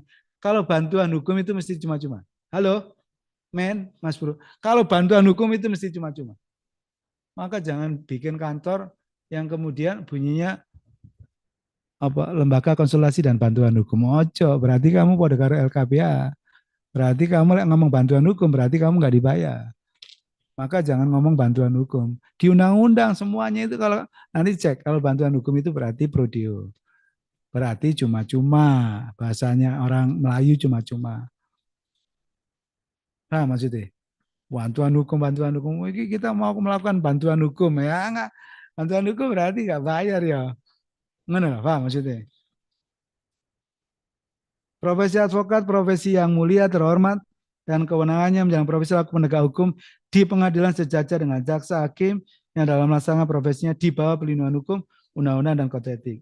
Advokat tidak dibenarkan mengizinkan orang bukan advokat mencantumkan namanya sebagai advokat di papan nama kantor advokat atau mengizinkan orang yang bukan advokat memperkenalkan diri. Asio dulure atau bojone, asio gendakane ya alam. Harus advokat atau sekurang-kurangnya advokat magang. Paham maksudnya? Nggak boleh dicantumkan di kuasa, ya tulis advokat magang. Nggak boleh nempel di situ bukan advokat. Kalau enggak bisa dipersoalkan.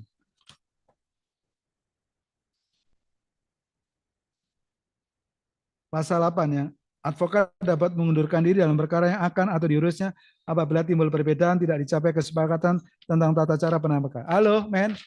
Kalau suatu saat ada klien Anda ketemu mau kasih kuasa ke kita kan baca dokumen, terus kita menemukan langkah-langkah hukumnya. Bagaimana langkah-langkah hukumnya? Kita kasih tahu ke klien, apakah Anda setuju terhadap langkah hukum seperti ini? Maka kliennya disuruh tanda tangan. Langkah hukumnya adalah ini. Perdata ini, pidana ini. Setuju tanda tangan. Kalau itu nggak setuju, maka berarti nggak bisa lanjut ke perkara, penanganan perkara. Magdir Ismail itu pada saat kasusnya Setia Novanto, aslinya pertama itu mau pakai Profesor Otto Hasibuan. Tapi karena itu berbeda pandangan cara penyelesaiannya, maka rupanya geser ke Magdir. Tentang cara penyelesaiannya. Kalau orang-orang kampung itu, wah saya ini pasrah bongkoan, Pak, saya sudah terserah. Tapi jelas, nanti itu begini-begini. Pak, saya laporan polisi tapi saya nggak datang. Oh nggak bisa, laporan polisi sama yang lapori, tak dampingi. Perkara pidana posisinya mendampingi, perkara perdata kita bisa mewakili. Paham maksudnya? Dalam kuasa Anda menyebut ini perkara perdata bisa mewakili. Dalam perkara pidana, tugas Anda mendampingi. Laporan aku nggak usah ya Pak, Pak Ufron Dewa yang lapor ya. Nggak bisa, karena ini perkara pidana. Dia yang harus melaporkan, kita yang mendampingi. Aku mau gelem untuk kemudian mewakili sebagai tersangka atau terdakwa. Ya, kan tidak mau sampai hanya mendampingi. Maka harus mengerti di soal kuasanya itu mendampingi atau mewakili. Setiap advokat wajib tunduk dan mematuhi kode etik. Setiap advokat wajib tunduk dan mematuhi kode etik. Pengawasan atas pelaksanaan kode etik advokat dilakukan oleh Dewan Kehormatan. Ya. Sekarang berapa waktunya? 5 menit.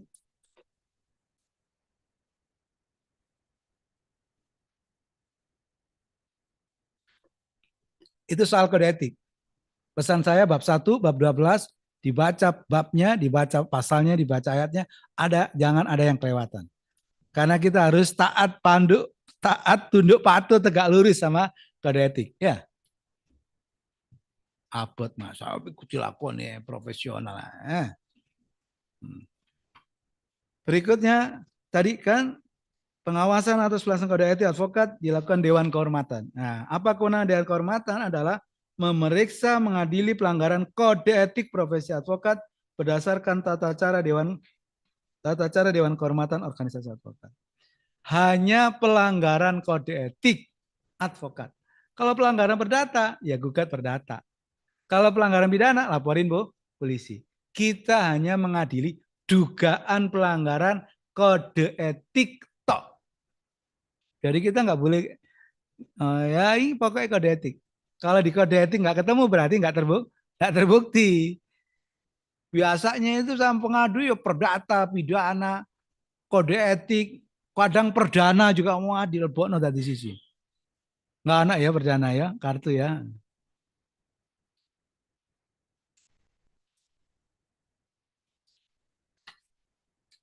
Tadi pasal 11 sudah ya, siapa yang mengadukan ya?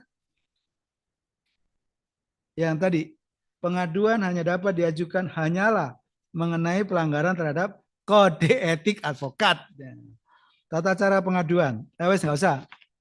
Apa laku? Jadi saudara bikin surat seperti gugatan perdata. Ya, seperti itu. Anda adukan ke Dewan Kehormatan. Dewan Kehormatan akan manggil saudara. Namanya ada pemeriksaan pendahuluan. Majelis nanti nanya, oh posisi misalkan pengaduanmu itu sistematikanya mestinya kurang ini. Kau betulin, kau lengkapi. Sekalian bukti-buktinya kau sertakan.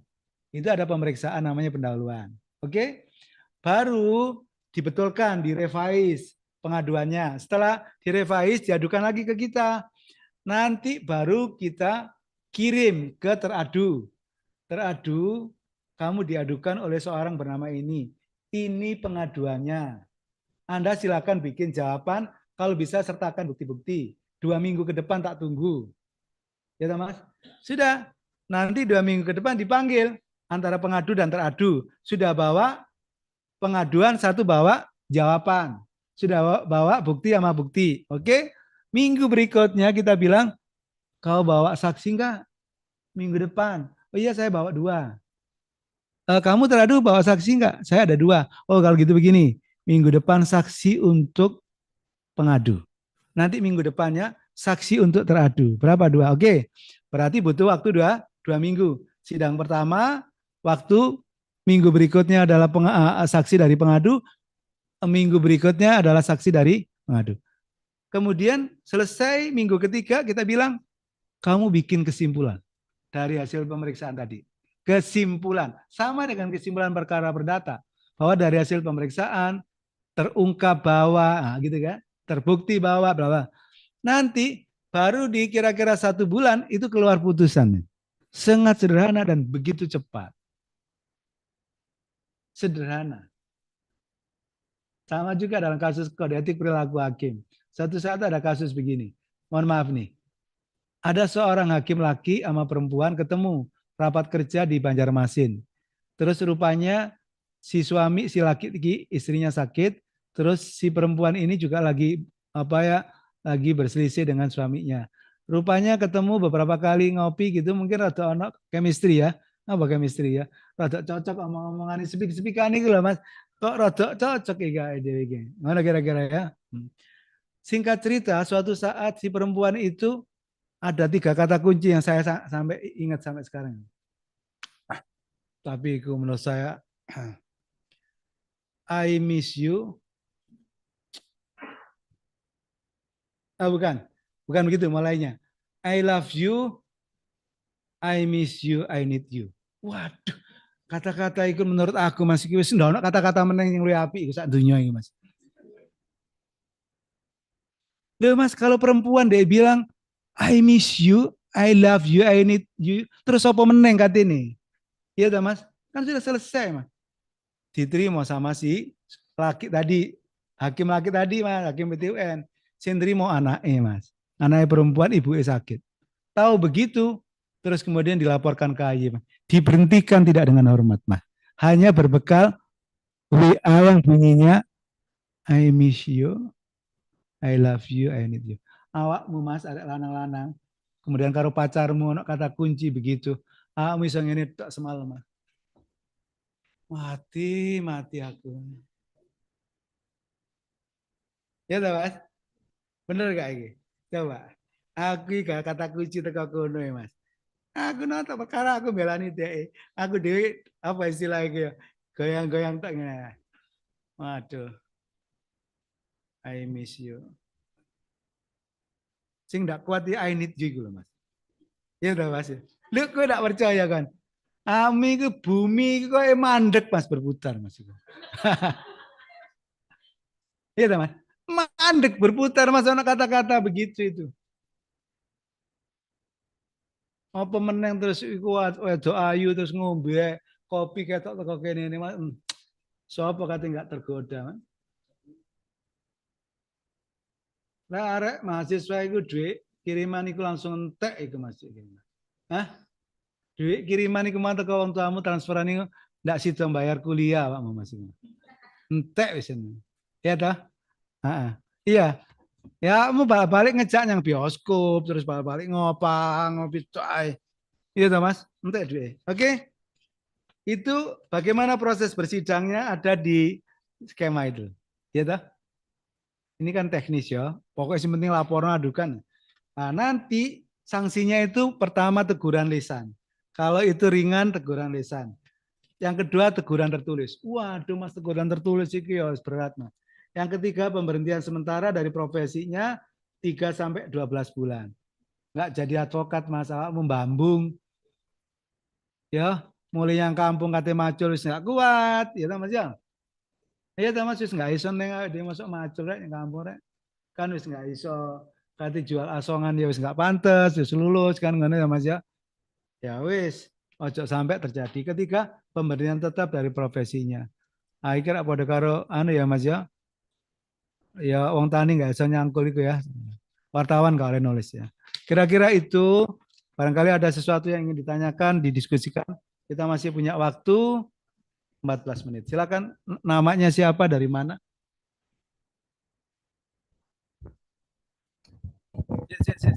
Mik, bisa grip. Biar sama, biar.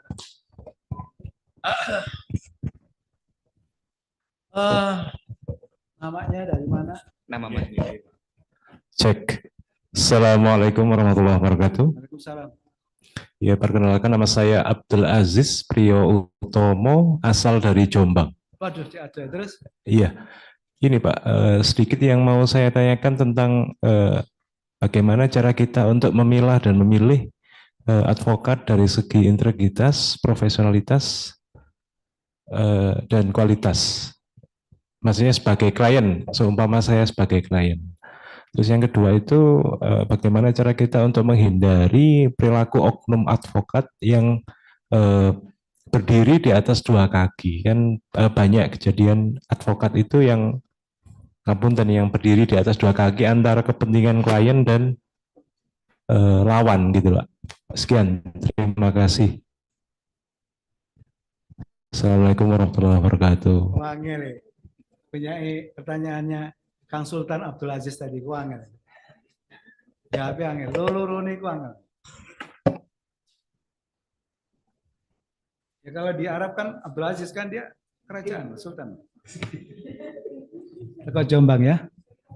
Bagaimana memilih advokat yang baik? Satu, pastikan Mas, kalau misalkan jauh ya, profil advokatnya. Profil advokatnya dicari. Ya.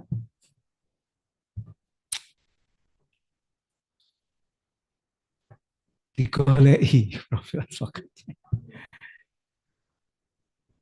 Terus yang kedua, rekam jejaknya dia itu nanganin perkara, dicari. Dia itu nanganin perkara apa ya? Lah dia spesifikasinya misalkan perceraian sampean ngomong korporat kan nggak nyambung. Joko Sembung naik becak nggak nyambung cak gitu. Iya Mas. Terus yang kedua, mohon maaf nih, kantor kami itu salah satunya adalah spesifikasi di hukum kedokteran, hukum kerumah sakitan. Jadi kalau orang kemudian malprakteknya, nanti tembusnya itu mesti kantorku Mas. Misalkan, loh kalau sampean mau melaporkan kaitannya dengan menggugat rumah sakit, malpraktek, tapi ternyata advokat itu tidak spesifikasi itu, nggak punya pengalaman dengan itu, ya agak susah mah. Ini kan butuh pengalaman panjang, mengerti dunia kedokteran, dunia kerumah sakitan. Golek ono sing mengerti dunia kerumah sakitan. Misalkan begitu, spesifikasinya apa? Karena ada juga Mas, kalau sampean hanya butuh soal ketenagakerjaan, ada advokat itu spesifikasi hanya hukum ketenagakerjaan. Tak ulangin ya Mas. Sayang Mas, kira-kira 3 bulan yang lalu itu teman saya di Balikpapan itu meninggal Mas.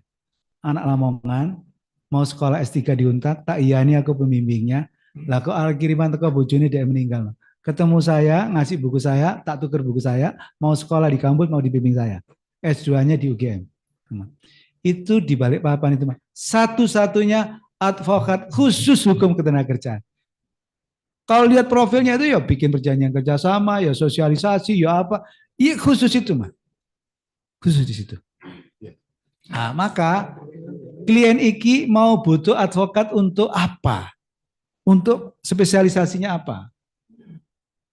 Nah, terus enggak pernah nangani perkara malpraktek, Mas. Ya udah Mas ya, advokat ini umum, nggak tahu Mas. Celah-celahnya nggak apa. Lek kita karena udah punya pengalaman, wis ngerti Mas, iki kok ngene iki wis ngene, wis ngerti poin-poinnya.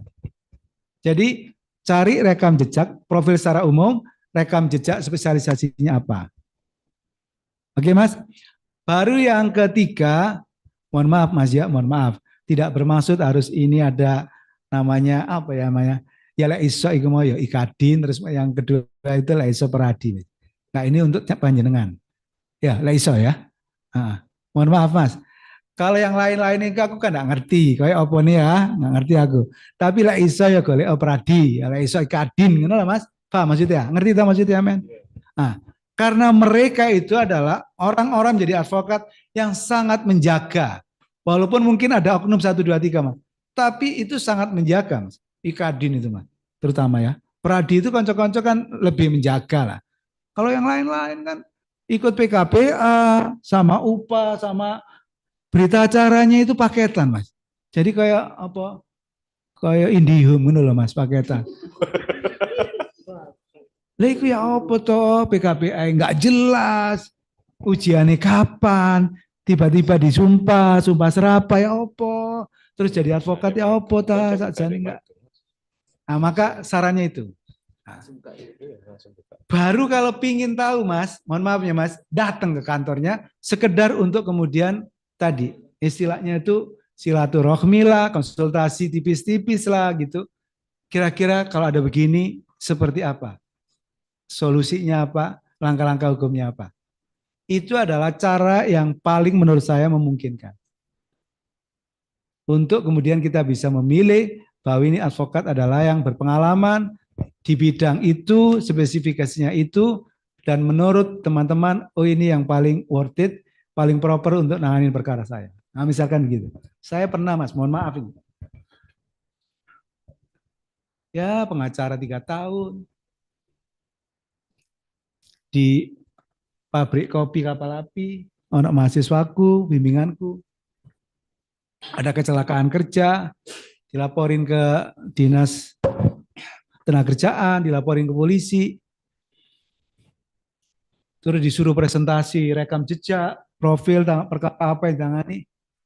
3 tahun Mas saya nggak pernah nanganin perkara tenaga kerjaan. Saya nggak ada profil nanganin perkara ketenaga kerjaan.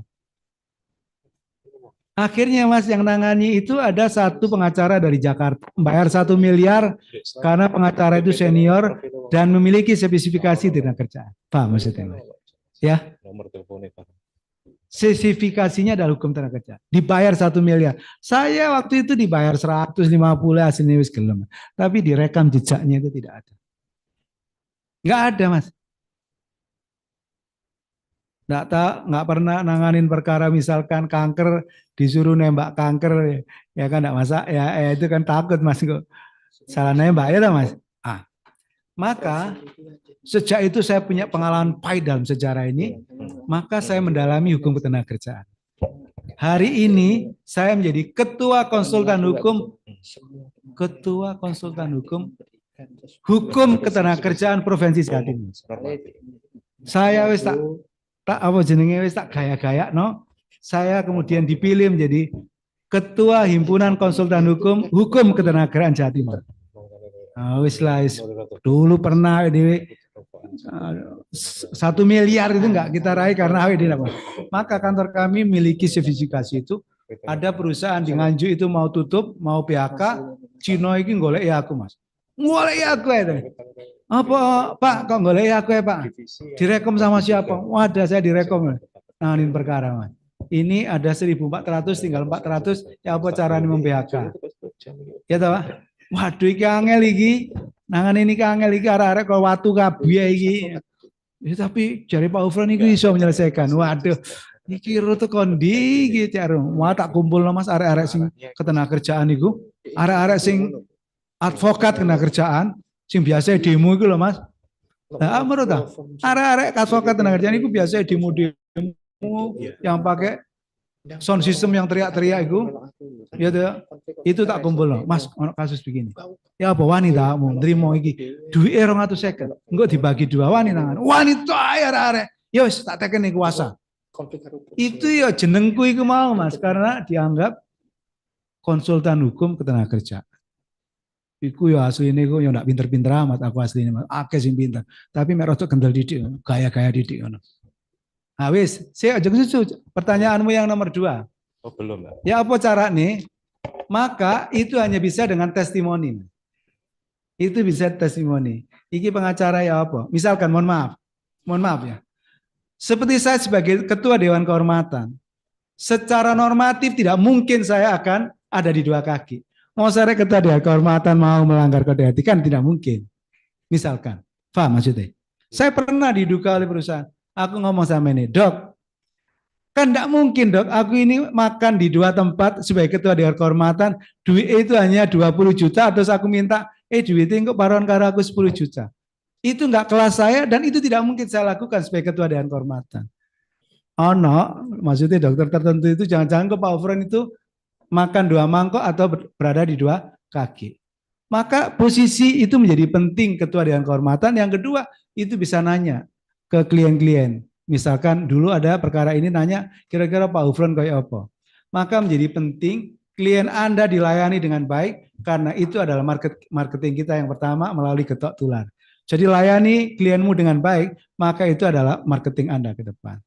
Itu yang bisa saya jawab, kira-kira apa singkat ini ditanggapi. Ya Pak, saya menanggapi jawaban jenengan tadi Pak. Ini terkait dengan posisi jenengan yang di DKD, tadi kan belum setnya, profilnya kan belum diterampilkan. Ya mungkin nanti terkait CP-nya Pak, saya minta. Lah apa CP Pak? Iya, terus ini Pak, ini saya punya case kasus, ini teman saya. Enggak, case-nya kaitannya kode etik apa ora? Iya, Iya, terkait dengan kode etik Pak. Iya. Ya. Saya ini kode etik itu berbayar. Enggak. Ya kode etik pokoknya ya kode etik. Iya, biasanya ya, kalau ini posisi klien, teman saya itu klien, jadi dia mengkuasakan perkaranya ke advokat. Lah biasanya advokat itu kan untuk surat kuasa ini kan jarang Pak dikasih ke kliennya terkait dengan surat kuasanya, mengkuasakannya itu loh Pak. Terus pertanyaan saya itu yang pertama. Terus yang kedua itu untuk update info. Kan sudah dikuasakan kan otomatis kan sudah. Oke, terus. Itu ya. Menarik. Terus? Lah, perkembangan kasus perkaranya itu seperti apa gitu loh Pak? Oke, wes ikut ah. Iya itu aja Pak. Ya wes, pertama gini.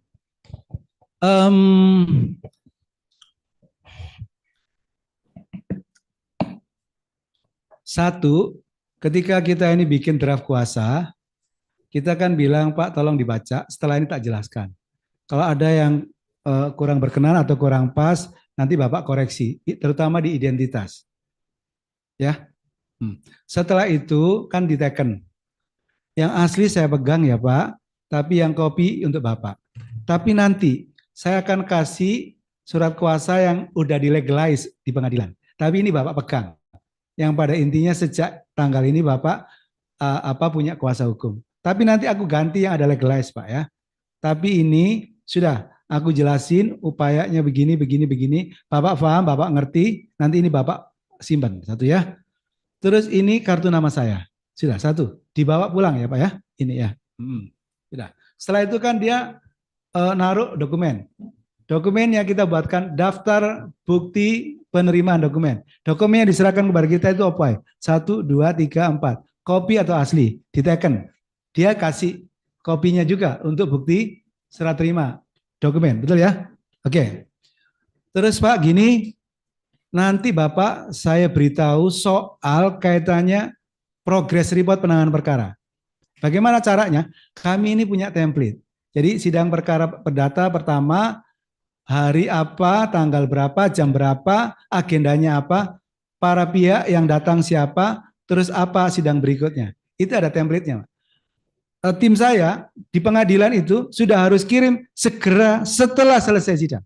Dikirim ke saya pakai tanda tangan digital, saya kirim ke klien. Tidak boleh lebih dari sehari. Hari itu sidang, hari itu harus dikirim ke klien. Saya kemarin ikut tender di SIR ya. Itu dipertanyakan, Pak. Bagaimana mekanisme progress report.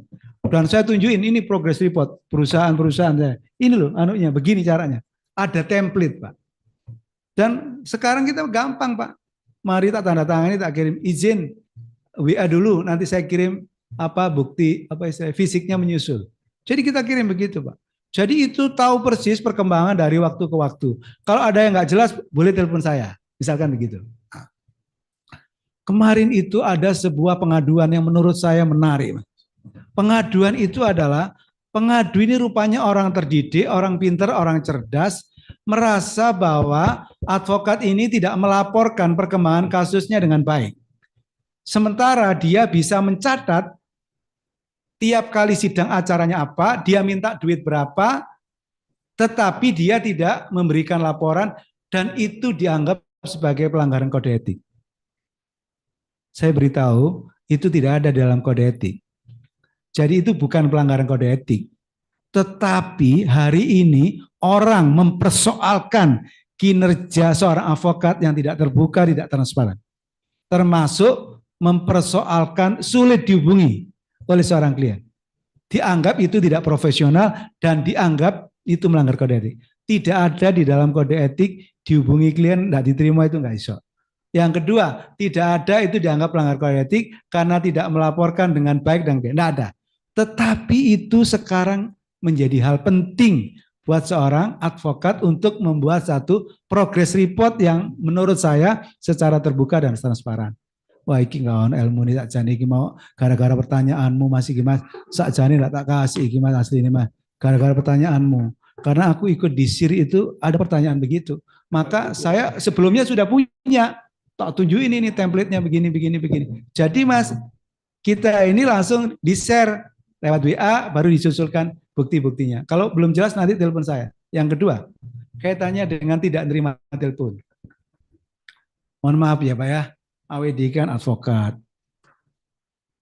Kalau perkaranya banyak, kadang kan AWD ya sidang, kadang ya meeting. Pekerjaan AWD ya sidang, meeting, benar enggak? Ya mas, advokat itu masih sini sidang, meeting, karo klien sidang, meeting.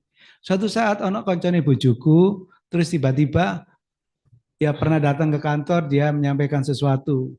Terus dia telepon saya. Lah, telepon saya ini kan enggak gampang ya, Pak ya. Ini gaya-gayaan ya, enggak gampang. Terus bilang begini sama istri saya, Mbak, Pak Ufron ini kok angel ya Mbak, hubungan tak telepon bolak-balik kok enggak iso. Cari bojoku. Jangankan awakmu dek, aku dewe telepon kadang kangelan kok. Satu, mungkin dia sidang. Kedua, dia mungkin adalah meeting. Ketiga, biasanya nguji atau ngajar di kampus. WA engkau mesti dijawab. Ya, WA engkau mesti dijawab. Kalau dia sudah longgar itu pasti dijawab. Aku dewe kadang telepon, kadang WA itu ya nggak dijawab. Bujune itu ya kadang ingin ngamuk-ngamuk mungkin dia wong bujune ya. Karena pada waktu pemeriksaan sekarang ini di polisi, di jaksa, pemeriksaan ya, itu mas HP kita ditaruh di locker. Paham maksudnya? Ditaruh di locker. Aku ya mesu-mesu saja nih. Mesu-mesu aku aja nih. Jambu ya apa caranya? Ya, wes. Jadi ya bojo iku sampai ibu loro masuk rumah sakit ya enggak bisa, Mas. Aku baru tahu, wah ibuku masuk rumah sakit. Enggak bisa. Ah, paham maksudnya? Bahwa ada rumus terakhir yang aku mau kasih tahu ke Anda. Teman saya dokter senior, salah satu kenapa dia kliennya banyak, pasiennya banyak adalah dia dapat dihubungi kapan saja, di mana saja, jam berapa, libur tidak libur, itu dia bisa dihubungi dengan pasiennya. Terus dia bilang ke saya begini, Pak Ufron, aku diajari sama pasienku itu. Saya kamar mandiku dua, ada yang jongkok, ada yang duduk. Ya, karena tidak semua orang sama. Kadang ada yang suka duduk aja, bener nggak? Ada waktunya habis ya, ya sudah. Kalau Anda menjadi seorang advokat, tetap kamu kalau Mas saja nggak bisa kalau diterima telepon, nanti kamu telepon balik. Kamu WA balik, kamu telepon balik, tapi jangan Anda terus seolah-olah terkesan menghindar. Kita paham maksudnya? Aku dihubungi mahasiswa S1, S2, S3, ya engkau tak jawab Pak, tak jawab. Jadi intinya dari seorang advokat itu 24 jam, ya lek wae turu ya tetap turu ya, tidur ya tetap. Tapi kalau nanti kamu bangun, anak itu teleponan balik. Saya lebih banyak telepon balik ke klien ketimbang aku kemudian WA balik. Kalau biasanya ditelepon, ya sudah aku nanti kalau sudah longgar tak telepon balik. Nanti saya hubungi kembali. Saya lagi meeting. Saya hubungi kembali, saya lagi nguji. Jadi ono kepastian bahwa nanti akan dihubungi.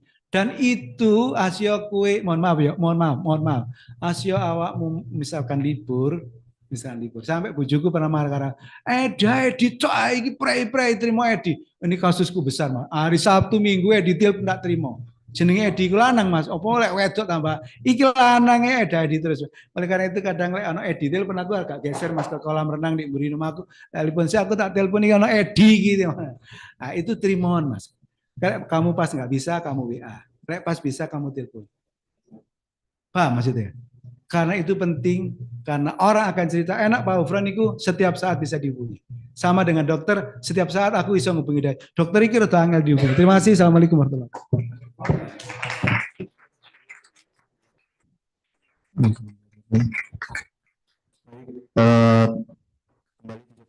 Kepada Bapak Dr. Ufron Esa atas materi yang telah disampaikan. Semoga materi ini dapat bermanfaat bagi kita semua. Dan mohon maaf yang belum mendapatkan kesempatan yang bertanya yang di sini maupun di Zoom, mohon maaf. Ini saya akhiri. Setelah ini masih ada isoma dan kemudian masih ada lanjut lagi. Wassalamualaikum warahmatullahi wabarakatuh. Mohon izin Bapak Ibu sekalian, jadi sebelum meninggalkan ruangan kita foto bersama terlebih dahulu. Bapak, izin. Oke. Ada pemandu fotonya nggak nih?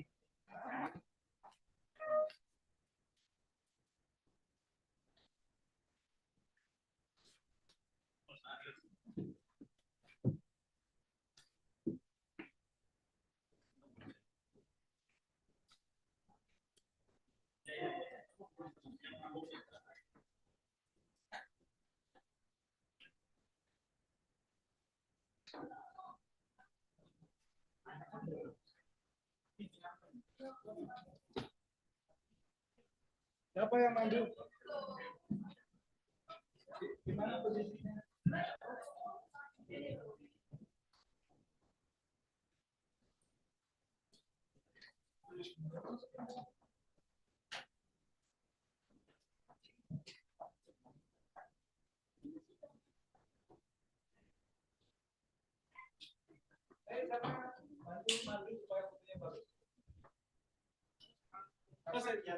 Oh, siap.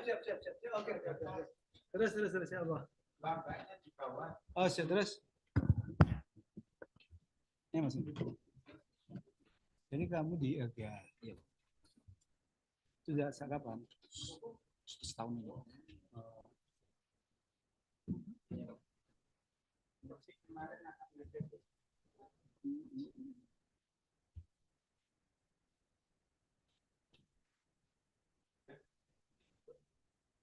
Apa Mas kok milih?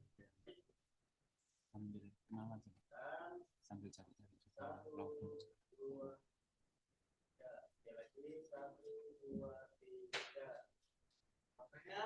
Ya, oh shit. 1, 2, 3.